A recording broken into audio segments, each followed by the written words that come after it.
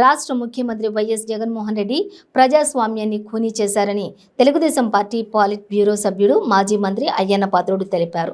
ఉమ్మడి రాష్ట్రంలో ఎన్టీ రామారావు నిరుపేదలకు పెన్షన్ పథకాన్ని ప్రారంభించారని, ఆ తర్వాత గత ముఖ్యమంత్రి నారా చంద్రబాబు నాయుడు 2,000 రూపాయల పెన్షన్ పెంచారని తెలిపారు.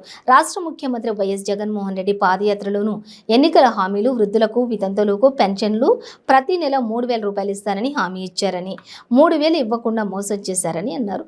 మహానాడుకి కూడా అడ్డంకులు సృష్టిస్తున్నారని ఆగ్రహం వ్యక్తం చేశారు. ఈ శాడిస్ట్ ముఖ్యమంత్రి అదేనండి మన జగన్ రెడ్డి.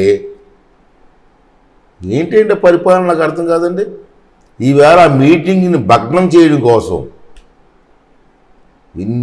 ఎన్ని కార్యక్రమాలు అడ్డు పెడుతున్నారండి. మనకి రోజు రాజమండ్రిలో గొడవే. మనం ఫ్లెక్సీలు పెడతామంటే మన ఫ్లెక్సీలు అడ్డుగా ఆ కాంగ్రెస్ వైఎస్ఆర్సీపీ నాయకులు ఫ్లెక్సీలు పెట్టడం బుద్ధి ఉండాలండి. మీ కార్యక్రమాలకు ఎప్పుడైనా మేము అడ్డుపెట్టామా? మీ ఫ్లెక్సీలకు ఎప్పుడైనా మేము అడ్డుపెట్టామా? ఏంటి దుర్మార్గం జగన్ రెడ్డి? నీకు బుద్ధి రాదా? 4 సంవత్సరాలు పెట్టి బుద్ధి రాదు. ఇంకా ఇప్పుడు ఏం చేసాడండి? మహానాడికి జన సమీకరణ అన్ని జిల్లాల నుంచి వస్తారు కదండి. ఆర్టీసీ బస్సులు అడిగాం, మేము డబ్బులు కడతామయ్యా బస్సులు రెంట్ కమ్మంటే ఆర్టీసీ అధికారులు బస్సులు ఇవ్వట్లేదు. ఏంటండి బస్సులు ఇవ్వట్లే. మేము డబ్బు కడతా ఉన్నాం, బస్సుకి కిలోమీటర్కి ఎంత చెప్పండి, మేము కడతాం రెంట్ కడతామంటే ఏమనుకోకండి సార్, పైనుంచి మాకు ఆదేశాలు ఇవ్వద్దంటున్నారు.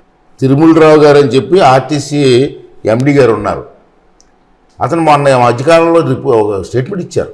దేవుడు ఇచ్చే స్టేట్మెంటు, పార్టీలతో సంబంధం లేదు, ఎవరు అద్దెకి బస్సు కావాల్సిన మేము ఇస్తాం, ఏ పార్టీ వాళ్ళకి ఇస్తాం, మాకు ఆదాయం కావాలని చెప్పారు. మరి ఈవేళ ఆర్టీసీ బస్సులు అడిగితే ఎందుకు ఇవ్వట్లేదు మీరు? మాకు పైనుంచి ఆదేశాలు ఉన్నాయండి, తెలుగుదేశం పార్టీ వాళ్ళకి ఇవ్వద్దని అని చెప్పి అంటున్నారండి. ఇది ఎంతవరకు ధర్మం అండి? మనం ఇది చూశారు జూలైలో అనుకుంటాను గుర్తులేదు, ఆ విజయవాడలో ఈ వైఎస్ఆర్సీపీ వాళ్ళు ప్లేనరీ సమావేశం జరిగింది.